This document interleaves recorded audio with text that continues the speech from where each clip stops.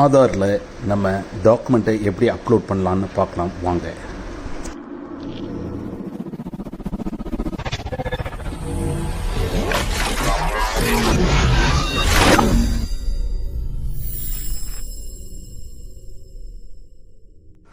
ஆதாரில் ID proof address proof டாக்குமெண்ட்டை upload பண்ணுறதுக்கு முதல்ல myAadhar.uidai.gov.in அந்த வெப்சைட்டுக்குள்ளே போகணும்.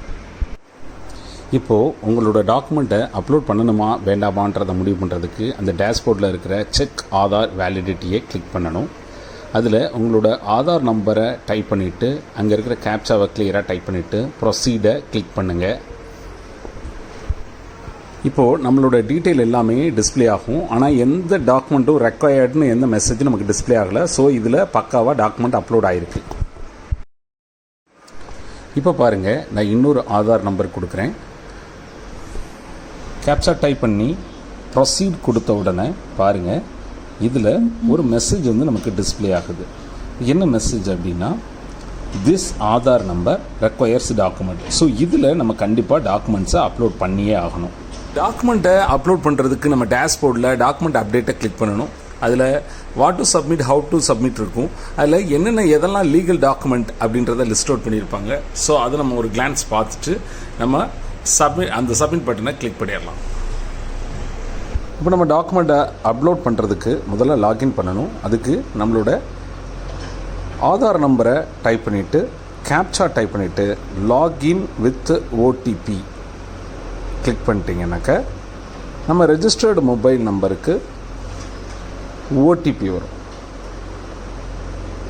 ஓடிபி வந்ததுக்கு பிறகு அந்த ஓடிபியை டைப் பண்ணிவிட்டு லாகின் பட்டனை கிளிக் பண்ணணும். இந்த டாக்குமெண்ட் அப்டேட் சர்வீஸை நம்ம 14/9/2024 வரையா ஃப்ரீ ஆஃப் காஸ்ட்டில் நம்ம வந்து பண்ணிக்கலாம். அதுக்கப்புறம் வந்து இதுக்கு நம்ம ஃபீஸ் வந்து பே பண்ண வேண்டியது இருக்கும். இப்போ லாகின் கிளிக் பண்ண உடனே அடுத்த பேஜ் நமக்கு மூவ் ஆகுது. அதில் அந்த லாஸ்ட் டேட் இன்ஃபர்மேஷன் ரெட் கலரில் கொடுத்துருக்குறாங்க. இப்போது நெக்ஸ்ட் பட்டனை கிளிக் பண்ணிக்கலாம். அடுத்து ஸ்டெப்ஸ் டு அப்லோடு வந்து கொடுத்துருக்குறாங்க. இதில் நம்மளை அந்த proof of identity and proof of address டாக்குமெண்ட்ஸை எப்படி நம்ம அப்லோட் பண்ணுறதுன்ற ஸ்டெப்ஸை வந்து நமக்கு கொடுத்துருக்குறாங்க. அதை பார்த்துட்டு நம்ம நெக்ஸ்ட்டு கிளிக் பண்ணிக்கலாம். இதில் 3 ஸ்டெப் வந்து இருக்குது. ஒன்று வந்து வெரிஃபை அவர் டெமோக்ராஃபிக் டீட்டெயில், ரெண்டாவது வந்து upload document, then third step வந்து சப்மிட். ஸோ நம்ம டெமோக்ராஃபிக் டீட்டெயில்ஸ் எல்லாம் சரியாக இருக்குதான்றதை பார்த்துட்டு அந்த ரேடியோ பட்டன் வெரிஃபை அந்த ரேடியோ பட்டனை கிளிக் பண்ணிவிட்டு நம்ம நெக்ஸ்ட் பட்டனை கிளிக் பண்ணிடலாம்.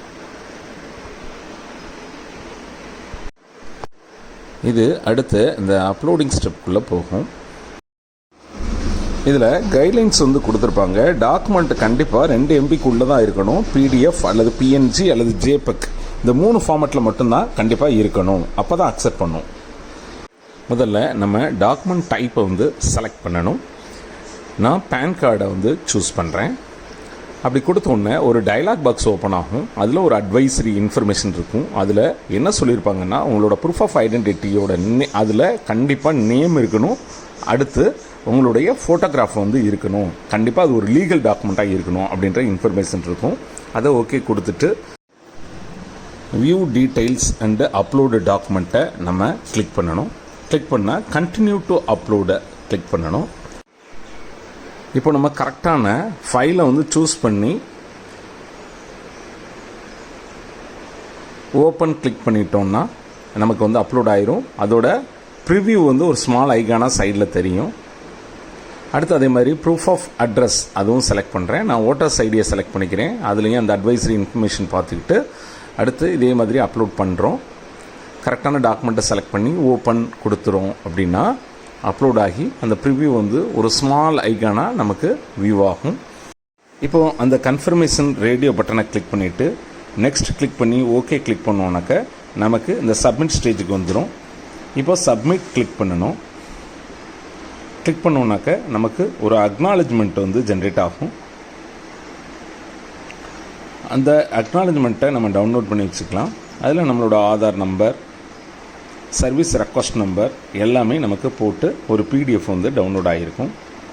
ஸோ இதை நம்ம சேவ் பண்ணி வச்சுக்கலாம்.